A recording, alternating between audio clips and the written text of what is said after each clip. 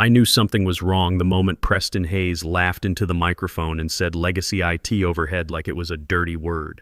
He was standing up there on that makeshift stage in our break room, looking like some corporate poster boy with his rolled-up sleeves and that smug grin. The guy had his MBA fresh out of Wharton and thought he could waltz in here and restructure 25 years of solid work like it was yesterday's garbage. My name's Garrison Wells. I'm 48 years old, and I've been keeping the lights on at Midwest Manufacturing for over 2 decades. Started right after I got out of the Navy, where I spent 6 years as a communications specialist on the USS Camden. That's where I learned that when systems fail, people die. That kind of training sticks with you. Back on the ship, I was responsible for maintaining radio communications, satellite uplinks, and encrypted data channels between our vessel and fleet command. You learn real fast that there's no such thing as good enough when you're 200 miles from shore and the primary comms array goes dark during a storm. I spent countless hours in that cramped communications compartment surrounded by humming equipment, learning to read the subtle signs that told you a system was about to fail before it actually did. The Navy taught me something else. Documentation saves lives. Every maintenance check, every system anomaly, every repair had to be logged with timestamp precision. Not because some bureaucrat demanded it, but because the next guy on watch needed to know exactly what you'd found and what you'd done about it. In the military, sloppy record-keeping gets people killed.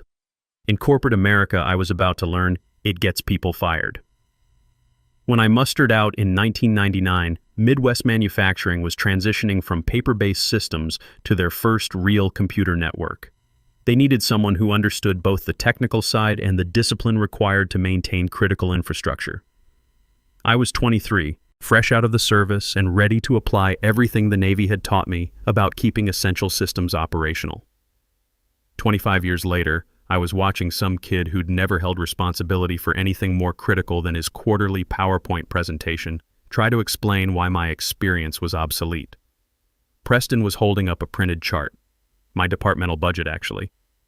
I recognized the formatting because I'd built that spreadsheet myself back when we transitioned from the old ERP system. The kid was wielding my own work like a weapon, talking about optimization opportunities and streamlined headcount. We found areas where legacy practices weren't just outdated, he said, clicking to the next slide. They were actively draining resources. Then he looked directly at me. I mean, do we really need a full IT director when offshore contractors can handle basic maintenance for 1/3 the cost? A few nervous chuckles rippled through the room, mostly from the newer hires who still believed performance reviews mattered and thought sucking up might save their jobs. The older guys, the ones who remembered when this place actually built things instead of just managing supply chains, they stayed quiet. They knew what was coming. That's when I felt my hands go cold. Not angry cold, just the kind of steady coolness you get when all the redundant systems kick in and you realize the primary connection just failed. It's a physical response I learned on the ship. When crisis hits, your body temperature drops, your heart rate steadies, and your mind shifts into damage control mode. I stood up slowly, no drama, just like checking a server rack. In the Navy, we had a saying, stay calm, assess the situation, respond with precision. 25 years in corporate America hadn't changed that reflex. Which systems you talking about, son? I asked, loud enough to reach the back of the room. The silence that followed could have crashed a network. Preston's smile flickered for about half a second, like a monitor with a loose connection. He definitely wasn't expecting pushback from the dinosaur in the corner. Well, obviously the day-to-day maintenance, server monitoring, basic troubleshooting, he said, trying to regain his momentum. Routine stuff that doesn't require senior-level oversight. I nodded like I was processing his input, the same way I used to acknowledge transmission confirmations from the bridge. Then I walked to the front of the room, pulled out my laptop, and connected it to the projector. No theatrics, just standard protocol. Let me show you something, I said, opening up our network monitoring dashboard. This is our real-time system status. Green means operational, yellow means attention required, red means critical failure. The screen filled with dozens of indicators, most green, a few yellows scattered around. Preston glanced at it like he was reading hieroglyphics. To him, it probably looked like random lights on a Christmas tree. To me, it was a complete picture of our infrastructure's health, as readable as a ship's instrument panel. See that yellow cluster there? I pointed to a section showing elevated latency on our production servers. That's been running hot for about 6 hours. Normal fluctuation, but it needs monitoring. What's your diagnosis? Preston stared at the screen. The room waited. Somewhere in the back, someone's chair squeaked. The silence stretched out like a dead radio frequency. Well, he finally said, I'd need to consult with the technical team to determine. It's the backup cooling system in server room B, I said. Primary unit's working fine, but the backup's cycling more frequently because we're running a heavy batch process for the quarterly financials. Temperature differential is within normal parameters, but if the primary unit fails in the next 48 hours, we'd have about 12 minutes before critical systems start shutting down to prevent hardware damage. The room had gone completely quiet now. This wasn't just a tech support question anymore. This was a demonstration of the difference between theoretical knowledge and operational experience. I clicked to another screen. This is our disaster recovery status. We've got automated failover protocols, but they require manual verification at 3 checkpoints. You know what those checkpoints are, Preston. The kid was starting to sweat. That level of detail would typically be handled by the legacy overhead, I finished. The dinosaur who's been keeping your company running while you've been optimizing headcount. I closed the laptop and looked around the room. 25 years ago, I was managing communications on a destroyer. When systems fail at sea, you don't get to call tech support. You fix it with what you've got, or people die. Same principle applies here, just different stakes. Preston tried to recover. Of course we value experience, but in today's rapidly evolving technological landscape. Preston, I interrupted, how long did our system stay down during the ransomware attack last year? He blinked. I wasn't here for that incident. 4 minutes, I said. 4 minutes of downtime while I isolated the infected endpoints and rolled back to clean images. Our competitors? 3 of them were offline for over a week. You know why? I didn't wait for an answer. Because they outsourced their IT to the lowest bidder, and nobody on site knew how to respond when the automated systems couldn't handle an edge case. What I didn't tell the room was that those 4 minutes had cost me plenty. I'd been on call that entire weekend, sleeping on the couch in my empty apartment with my phone next to my head. My ex-wife Sarah used to complain that I loved that job more than I loved her. Maybe she was right. After 23 years of marriage, she'd finally had enough of playing second fiddle to system alerts and emergency calls. But hey, I said, walking back to my seat, I'm sure your contractors will figure it out when it happens again. The room was dead quiet now. Even the nervous laughers had shut up. But I could see Preston's face working through the implications of what I'd just demonstrated. The kid might have been arrogant, but he wasn't completely stupid. That night, I went home to my empty apartment. The divorce was final 2 years ago. Kids are grown and gone. And did what any old Navy communications specialist would do. I started documenting everything. My daughter Emily was finishing her senior year at Ohio State, studying engineering like her old man. My son Jake was working construction in Colorado, sending me pictures of the houses he was framing. Both of them were doing fine, but college tuition and supporting yourself in today's economy isn't cheap. I'd been helping Emily with her expenses, and Jake was saving up for a down payment on his first house. The last thing I needed was some MBA kid destroying my career and cutting off their safety net. See, Preston made one critical error in his threat assessment. He assumed I was just some aging tech guy who'd roll over and take early retirement rather than fight. What he didn't understand was that military training doesn't fade, and neither does the instinct to protect what matters. When someone declares war on your position, you don't retreat, you gather intelligence. I pulled out my files from the past 3 years, every email, every meeting note, every system log. The picture that emerged wasn't pretty for young Mr. Hayes. First, there was the pattern of age discrimination. Preston had been systematically targeting senior employees across multiple departments. 3 engineers over 50 had been restructured in the past 6 months, all replaced with contractors making half the salary and none of the institutional knowledge. Rick Parker, 44 years old, 15 years with the company, had been told his network engineering position was being consolidated with offshore support.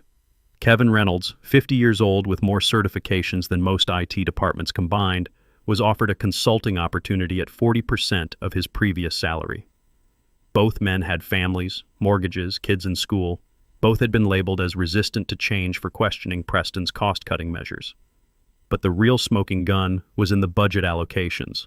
Preston had created something called an Innovation Initiative Fund and been redirecting money from established departments, including $180,000 from my IT budget, into this discretionary account.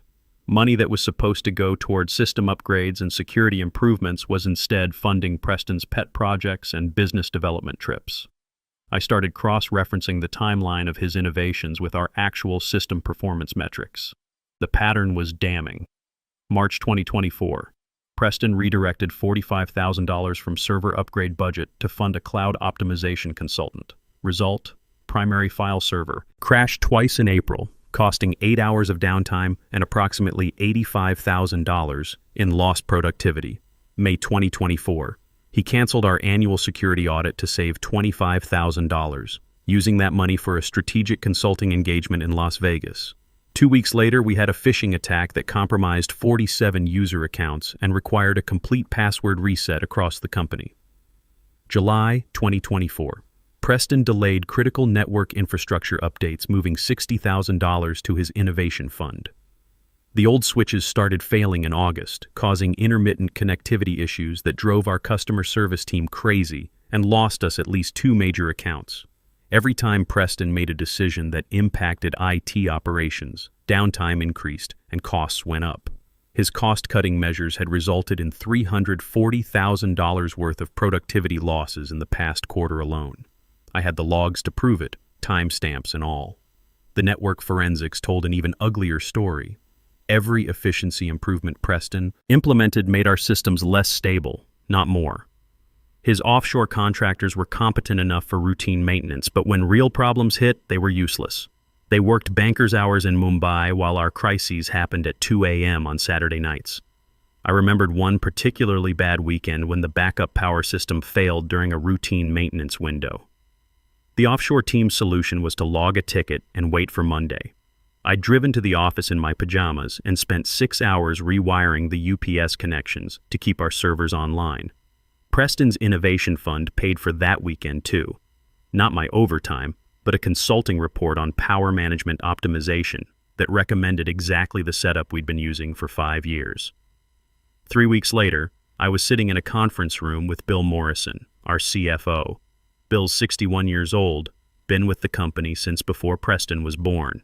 He's the kind of executive who actually worked his way up from the shop floor and understands that experience has value. "Show me what you've got, Garrison," Bill said, settling back in his chair. I spread out the documentation like a technical manual. Email threads showing Preston's incompetence costing us downtime. Financial records proving budget misallocation. EEOC guidelines on age discrimination patterns. Everything cross-referenced and indexed, just like we used to do for fleet communications protocols.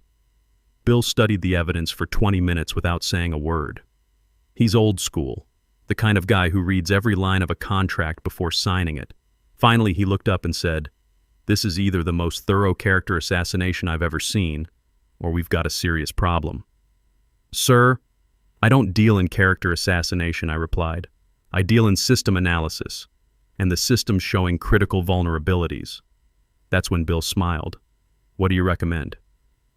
"Full audit, outside counsel for the discrimination issues, internal investigation on the budget irregularities, and maybe someone should check Preston's expense reports from those innovation trips." 2 days later, Claire Rodriguez from Martinez and Associates law firm was sitting in my kitchen reviewing my documentation. Claire specializes in employment law, particularly age discrimination cases. She's 52, sharp as a blade, and has seen this pattern before. "This is textbook," she said, spreading the papers across my small dining table. "Systematic targeting of senior employees, replacement with cheaper alternatives, creation of hostile work environment based on age-related stereotypes. The budget irregularities just make it worse." "What's our next move?" I asked, pouring her another cup of coffee. "We file a formal complaint with EEOC and simultaneously pursue whistleblower protection under Sarbanes-Oxley for the financial irregularities. But first, I want to talk to the other affected employees." That's how I ended up in touch with Rick Parker and Kevin Reynolds, 2 senior guys who'd been pushed out in Preston's restructuring. Rick's 44, been with the company for 15 years as a network engineer. Started right out of college, worked his way up, Knew our systems inside and out. Kevin's 50, systems admin with more certifications than most college IT departments. Both had their positions eliminated and were offered consulting opportunities at 40% of their previous salaries. We met at a diner off Route 30, away from company property.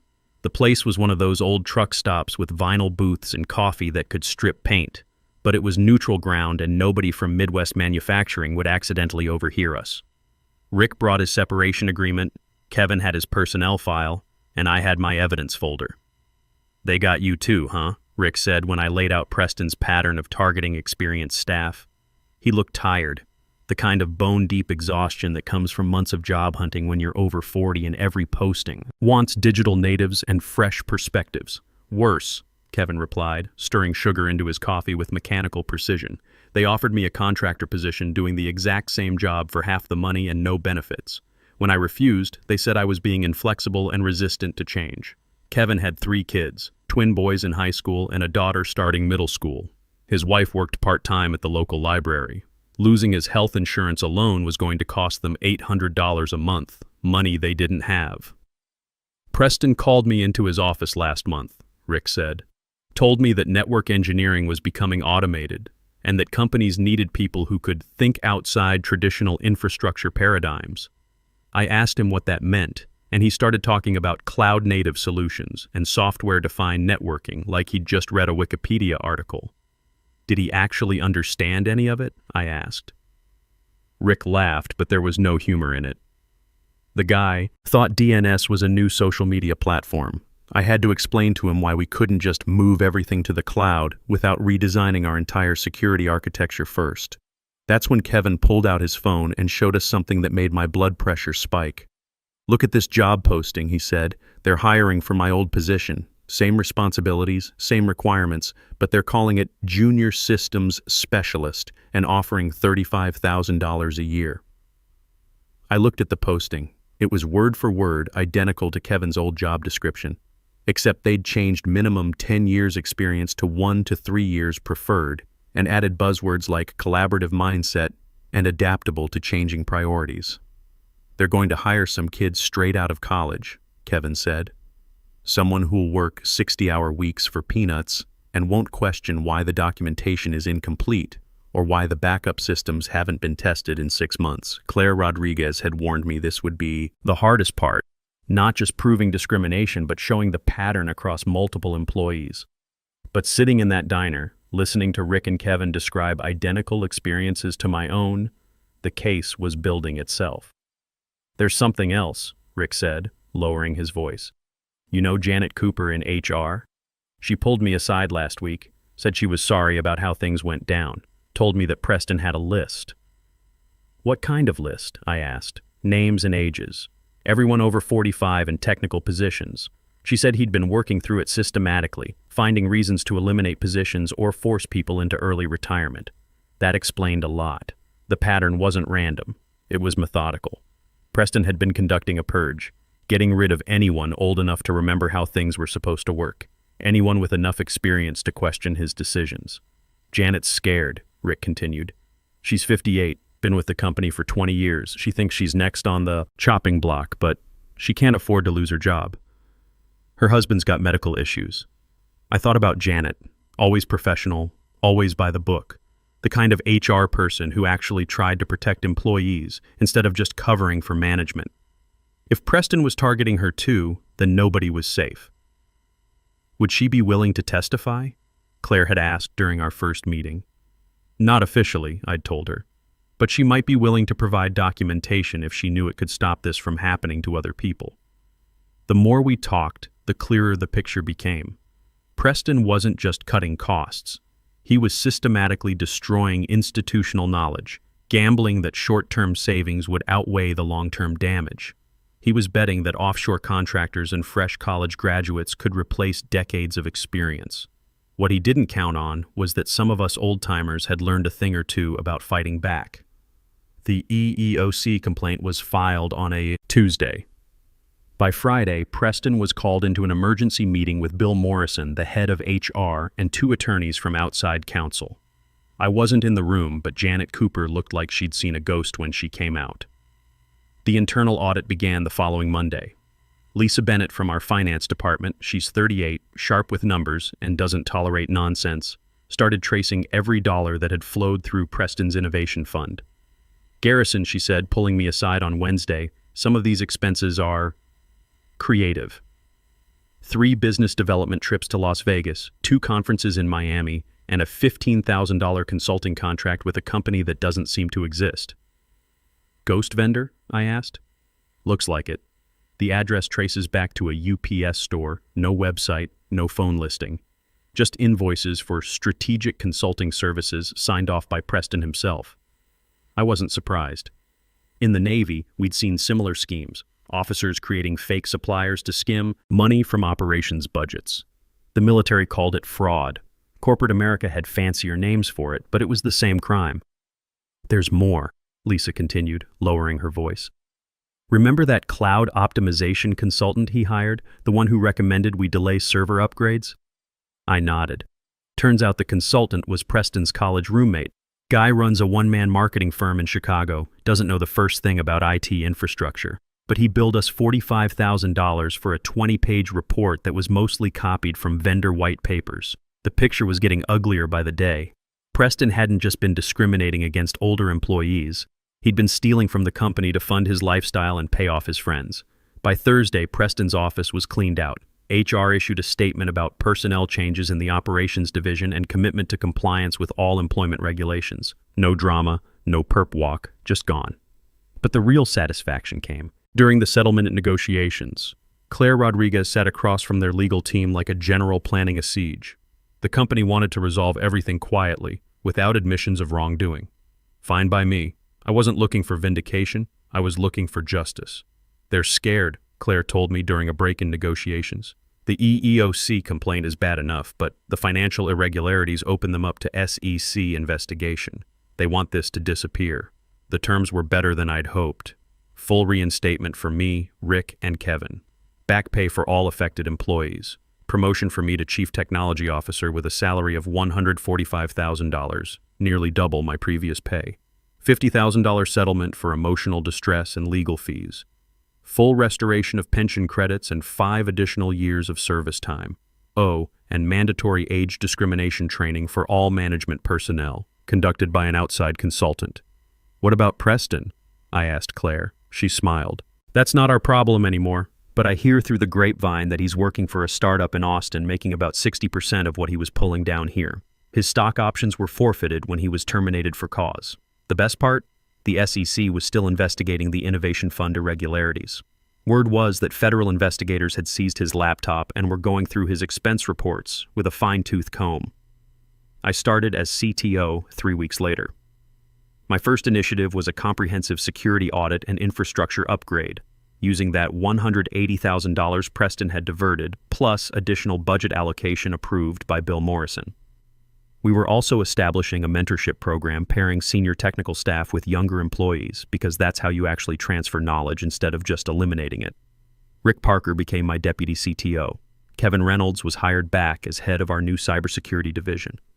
We brought in 2 more senior engineers to replace the institutional knowledge Preston had tried to outsource. Turns out that when you combine decades of experience with proper resource allocation and respect for expertise, you get results that no offshore contractor can match. The offshore team? We kept them for routine maintenance during their business hours, but critical operations stayed in-house. Amazing how much more stable our systems became when the people responsible for fixing them actually understood how they worked. Within 6 months, our system uptime was at 99.7%, highest in company history.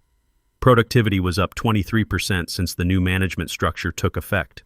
Even the bean counters were happy because proper planning prevents expensive emergency fixes. Customer complaints about system slowdowns dropped by 80%. We hadn't lost a single major account to technical issues. The 2 accounts we'd lost during Preston's reign, both came back, impressed by our improved reliability. Emily graduated from Ohio State that spring with her engineering degree. I was able to pay off her student loans completely, something I couldn't have done on my old salary. Jake bought his house in Colorado and I helped with the down payment. Having that financial security meant everything, especially knowing how close I'd come to losing it all. Preston Hayes? I heard through industry contacts that his Austin startup folded after 6 months. Investors pulled out when they discovered some irregularities in the financial projections. Funny how that pattern seemed to follow him around. Last I heard, he was working for a mid-sized consulting firm, making barely $75,000 a year. No stock options, no innovation fund, no authority to restructure anything more complex than his own desk setup. These days, when I walk through the server room checking connection status and listening to the steady hum of properly maintained equipment, I remember that lesson from my Navy days. When you're responsible for keeping critical systems operational, you don't cut corners, you don't ignore warning signs, and you definitely don't underestimate the guys who've been keeping the lights on while you were still learning to tie your shoes. Preston Hayes found that out the hard way. But that's what happens when you mistake experience for obsolescence and think an MBA can replace 2 decades of knowing exactly which wire connects to what. Some systems you just don't mess with, and some old dogs know exactly how to bite back when cornered. In the end, I learned that respect isn't given based on your age or your years of service. It's earned by proving that when the chips are down, you're the one they can count on to keep the lights on and the systems running. Preston thought he could optimize away decades of hard-earned knowledge, but what he discovered too late is that there's no algorithm for experience, no shortcut for competence, and no substitute for the kind of steady reliability that only comes from people who understand that some battles are worth fighting